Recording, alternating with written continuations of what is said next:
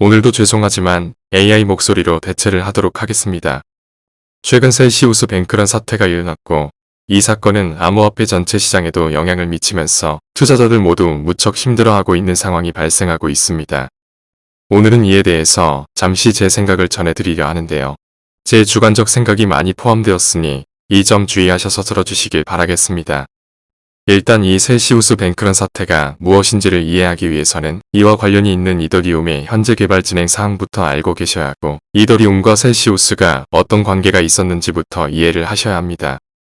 이더리움은 현재 2.0 전환을 앞두고 여러 테스팅을 진행 중이며 이 2.0의 핵심 변화는 바로 작업증명에서 지분증명 방식으로 넘어간다는 것입니다.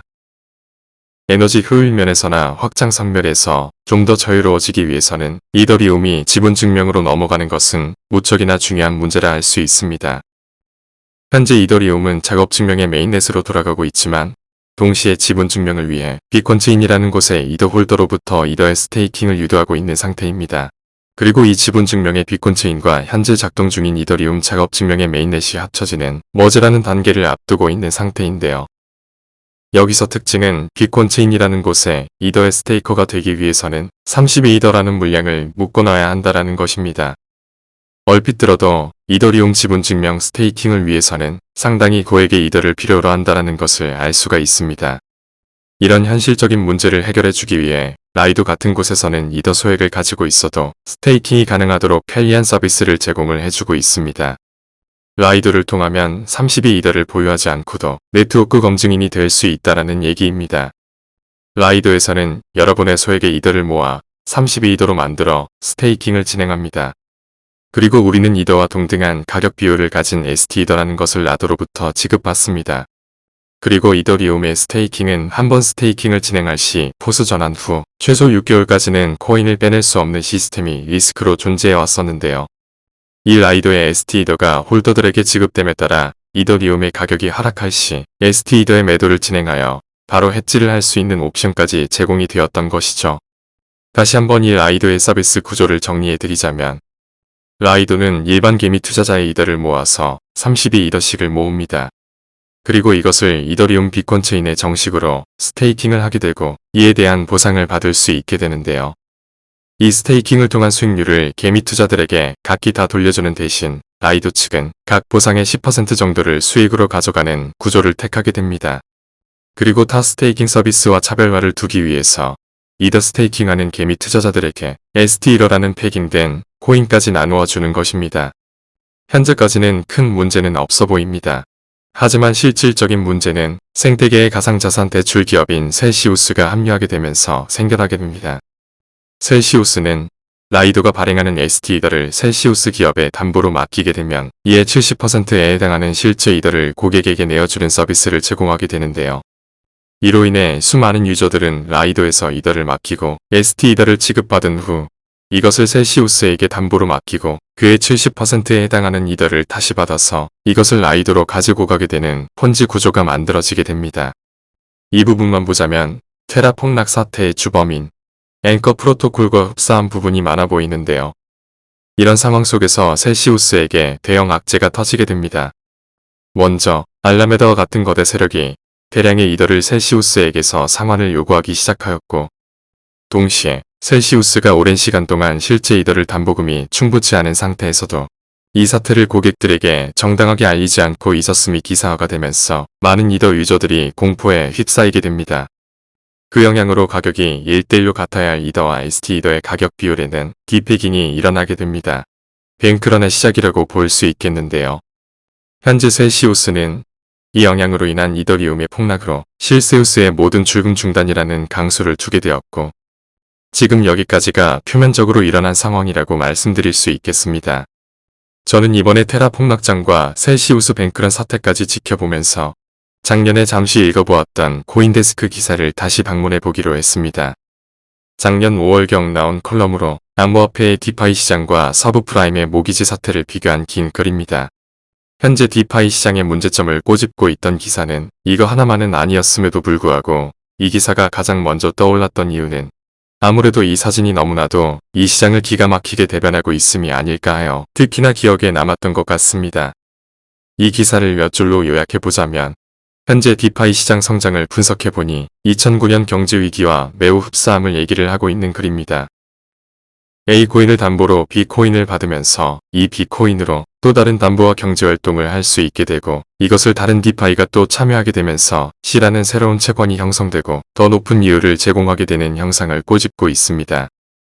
서브프라임 사태 당시 부동산 가격의 끊임없는 상승이 수많은 파생상품을 끊임없이 만들었고 투자들은 부동산이라는 안전자산을 담보로 잡은 만큼 이 투자처는 안전하다는 생각에 더 큰 자금을 투자하게 됩니다.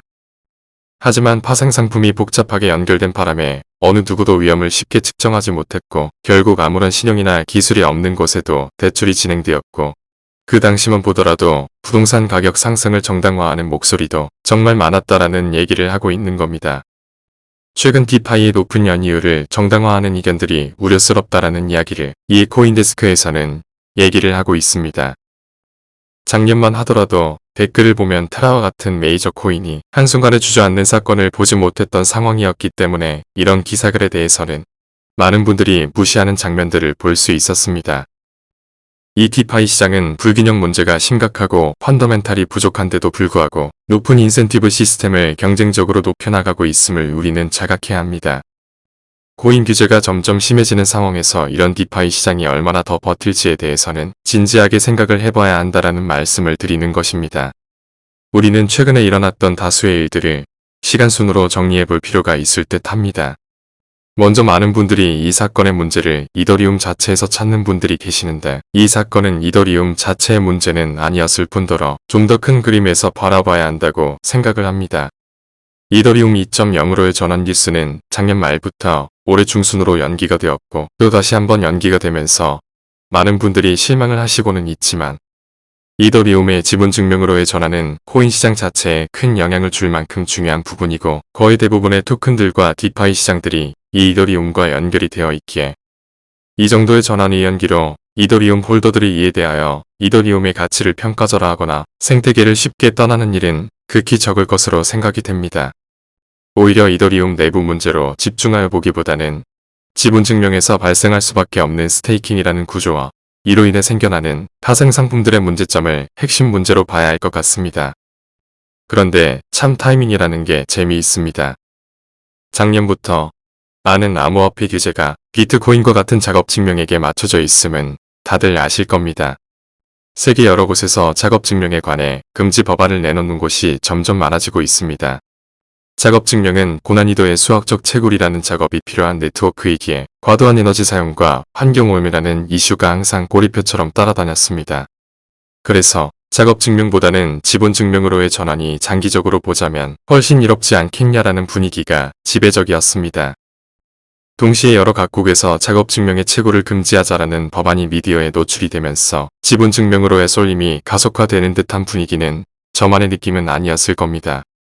메이플 공동 창업자인 크리스 라센 같은 경우에는 비트코인 또한 지분 증명 알고리즘으로 전환해야 된다라고 언급한 사실을 아는 분은 적을 거라 생각합니다. 이 지분 증명이라는 것이 어쩌면 코인 시장에서 규제에서 쉽게 벗어날 수 있는 대피처처럼 여겨지고 있는 것이 아닌가라는 생각을 해보았습니다.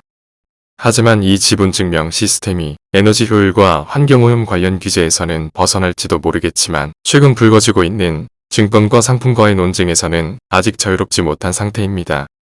지분 증명 구조는 네트워크 참여자가 자산을 예치해 놓음으로써 그 대가로 보상을 받는 서비스이기에 허위 테스트를 통해 보았을 때 어느 선까지 증권으로 취급할지에 대한 논쟁이 지속되고 있습니다. 여기서 이더리움이 지분 증명으로 전환을 성공하고 증권으로 취급이 되지 않는다 할지라도 스테이킹에 의해 발생되는 리스크가 크게 부각되면 부각될수록 규제의 범위 안에 속박될 명분이 생기게 된다라는 것입니다. 현재 작업 증명에서 지분 증명으로 전환을 시도하고 있는 이더리움은 코인 시장 전체의 스포트라이트를 받고 있는 상태입니다. 그리고 매일같이 SEC와 CFTC의 규제 방침이 업데이트되고 있는 상태에서 이더리움이란 스테이킹으로 인해 다시 한번 디파이 시장의 거품이 표면 위로 드러났다라는 점에서 참 타이밍이 기가 막히다라는 것인데요. 최근 FTX 관계사이자 암호화폐 투자사인 알라메다 리서치가 슬리피지로 인한 손실을 감수하고 5만 개의 ST이더를 이더로 환전하며 포지션을 청산했다는 기사가 뜨고 있습니다. 테라 사건에 비해서 이번의 셀시우스 뱅크런 사태는 세력이 어느 쪽인지 상대적으로 좁혀나갈 수는 있어 보입니다.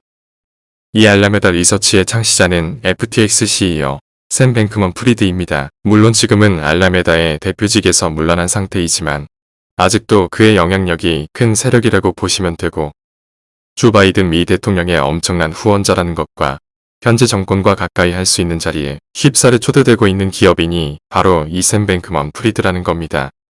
물론 이 부분을 더 이상 확대 해석하지는 않겠습니다. 그저 디파이 시장의 허점을 통해서 이더와 ST 이더의 딥패깅을 공략하고 숏을 걸고 퍼드를 일으켜 프로핏을 얻기 위한 작업이었을 수 있습니다. 아니면 단순히 솔라나를 위해서 이더리움 죽이기에 들어갔을 수도 있고 정말 많은 가능성들이 있기에 이 부분은 각자 다르게 판단할 수 있다고 봅니다. 그런데 바로 앞전에 있었던 스테이블 코인 규제 시기와 테라의 UST 폭락 사건을 겪으면서 참 타이밍이 항상 신기하게 맞아들어간다라는 것은 고려해 볼 필요가 있습니다. 앞으로 어떤 구조적 약점에서 어떻게 공격이 들어올지는 모르겠지만 우리가 알 수 없는 그 세력들은 적이라고 느끼는 암호화폐들을 죽이고 있는 것이 아닌지 생각해 봐야 합니다. 환경오염, 에너지 낭비라는 명분으로 작업 증명을 죄어오고 있고 스테이킹을 통한 디파이 시장의 리스크라는 명분으로 지분 증명을 더 규제 안으로 집어넣으려 할 것입니다. 미국 달러를 표방한 스테이블 코인은 실제 미국 정부가 인정하지 않는다면 위험자산으로 구분이 될 것이며 생태계가 없이 인센티브 시스템으로만 유지되는 프로젝트들은 앞으로 살아남기 힘든 시장이 될 것이라 생각이 됩니다. 분명 지금의 하락장은 언젠가 다시 상승장으로 돌아설 것이라 모두 전망하고 있지만 현재 존재하는 프로젝트들의 대부분이 다시 살아나지 못하고 아주 일부 코인들만 살아남을 수도 있다는 말씀을 드리고 싶습니다. 제 채널 파이오니어 분들에게 공유해드리고 싶은 메시지는 오늘 딱 두 가지가 있는데요. 하나는 아주 긍정적인 얘기고 다른 하나는 코인 시장에 대한 경각심에 대한 얘기입니다. 테라와 셀시우스 뱅크런 사태의 공통점은 생태계가 없이 부풀려지는 시장의 거품에서 시작된 것이었습니다. 그들의 각 프로토콜을 통한 인센티브를 말하기 전에 각기의 블록체인을 통해 우리 실생활에 어떤 영향을 주고 있는지, 네트워크 참여자는 어떠한 실제 수익을 얻어낼 수 있는지를 바라봐야 하는 세상이 오고 있습니다. 저번 영상의 주제처럼 인센티브로만 돌아가는 생태계는 지속 가능성이 없으며 생태계의 수익 활동이 인센티브 생태계보다 커야 지속 가능한 네트워크가 되는 것을 잊어서는 안 됩니다. 이제는 컴퓨터 앞에 앉아서 프로그램의 프로토콜로만 얘기를 하는 암호화폐는 종말을 맞이할 수도 있습니다. 최근에 암호화폐 시장에서 일어나고 있는 시그널을 통해 우리는 보다 성숙된 마인드로 암호화폐를 공부하고 다음 상승장을 준비하여야 합니다. 파이 네트워크는 현재 어떤 위치를 가지고 있습니까? 파이는 작업 증명도 지분 증명도 아닌 신뢰 기반을 토대로 한 SCP 알고리즘을 기본으로 합니다. 그리고 다행히 이 SCP 합의 알고리즘은 CBDC의 연구에 참여될 정도로 가장 효율적인 시스템으로 인정을 받고 있습니다. 또한 현재 최고의 분산화 노드량을 보유하고 있고 스텔라와는 달리 모두가 밸리데이터로 참여가 가능하기에 중앙화라는 리스크에서 어느 정도 탈피가 가능하다 생각을 하고 있습니다. 또 하나의 중요한 포인트는 KYC가 될 듯 합니다. 이 부분으로 인해 파이 네트워크는 미래의 독보적인 네트워크가 되거나 또는 끝없는 추락을 맞이할 수 있다 생각을 합니다. 최근 메이저 코인 중 하나였던 라이트코인이 익명성 문제로 국내 상폐가 되고 미래가 불투명해진 충격적인 사건이 있었습니다. 암호화폐의 궁극적 목표는 탈중앙화에보다 더 근접해 가는 것이지만 이제부터는 정부의 규제와 타협되지 못하는 암호화폐들은 하나둘씩 제거가 되거나 큰 모멘텀을 잃어갈 수 있음을 깨달아야 하는 것입니다. 파이 KYC 프로젝트는 각국의 정부가 반대하는 익명성을 뒤엎는 시스템으로 이 의뢰 없는 시스템이 파이를 이 시장에 어디로 이끌지 모두 숨죽여 지켜보고 있습니다. 어떤 분들에게는 불편하게 들릴 수 있는 얘기이지만 지금 파이가 가는 방향은 정부가 반대하는 부분을 모두 회피하며 움직이고 있음을 깨달으셔야 합니다. 최대 NFT 플랫폼인 오픈시가 이란을 보이콧하였을 때 같은 날 파이 네트워크도 이란과 시리아와 같은 다수의 국가를 보이콧하는 것을 보았습니다. 파이 또한 오픈시와 마찬가지로 헤드 오피스가 미국 내에 존재하고 이것은 미국이 규제법에 순응을 하겠음을 대변하는 사건이라 생각할 수 있습니다. 지난 10년 동안 탈중화를 외쳐왔던 시간이 정부의 컨트롤에서 벗어나 우리만의 독자적인 생태계를 구축할 수 있음을 외쳐왔던 시간이라면 이제부터 암호화폐를 대변하는 탈중앙화 코인은 각국 정부가 인정하고 중앙화와 공생할 수 있는 분산화 시스템이 될 것입니다. 파이의 개발 과정을 지켜본 저로서는 파이의 시스템적인 리스크를 아직 찾아내지 못하였습니다. 단 하나가 있다면 바로 KYC 프로그래밍에 실패가 있을 듯 합니다. 이 부분은 많은 국가와 유저들의 참여와 충분한 시간이 제공이 된다면 KYC 또한 강력한 생태계 부트스트랩 엔진으로 돌아갈 확률이 높습니다. 마지막으로 경각심을 가져야 하는 부분에 대해서 얘기를 해보도록 하겠습니다. 테라에서 또는 이더리움 사건에서 보았듯이 시스템적인 허점은 인간의 탐욕이 커지면서 모든 틈새를 제공하고 있음을 알 수 있습니다. 만약 라이도가 32이더 스테이킹 서비스만 제공을 하고 ST이더를 유저들에게 다시 주지 않았더라면 또는 셀시우스가 도덕적으로 랜딩 서비스를 운영을 해주었더라면 이렇게 분석을 시작하면 수없는 문제 포인트에 도달하게 됩니다. 그 당시에는 이더리움의 생태계 힘으로만 느껴졌었던 높은 수익률과 많은 디파이 서비스가 결과론적인 입장에서 보면 그저 펀더멘탈이 부족한 관계였고 폰지 구조를 마련해주기 위한 포석이 되었음이 그저 허탈할 뿐입니다. 파이는 현재 메인넷을 앞두고 합의 가격 얘기를 하고 있습니다. 저도 지난 영상에서 언급해드리기를 이 합의 가격은 코어팀에서 정해주는 것이 아니라 집단지성으로 시장에서 이루어질 것이다 말씀을 드렸지만 아직 파이의 시장 가치를 아는 분들은 아무도 없습니다. 하지만 한 곳에서는 1파이당 비트코인이 넘는 가격으로 그룹끼리 가계약을 맺고 집단 시스템을 구축하는 것을 보면서 이 상황이 흥미롭게 보이기도 하였으나 한편으로는 이런 행위가 틀림없이 시스템의 약점으로 노출이 되지 않을까 걱정도 되는 상황입니다. 암호화폐는 퍼드라는 심리적 공포 조성과 뱅크런과 신뢰 추락이라는 최악의 상황을 세력들이 만들어내기 위해 시세 차익을 노릴 수 있는 약점부터 파고든다라는 것을 생각해 보아야 합니다.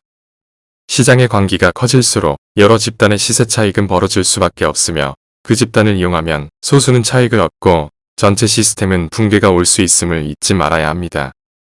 특히나 제대로 생태계 구축이 잡히지 않은 초기 프로젝트인 경우에는 코인에 대한 신뢰가 쉽게 사라질 수 있기에 보다 신중한 생태계 조성이 먼저 필요할 거라고 생각을 합니다.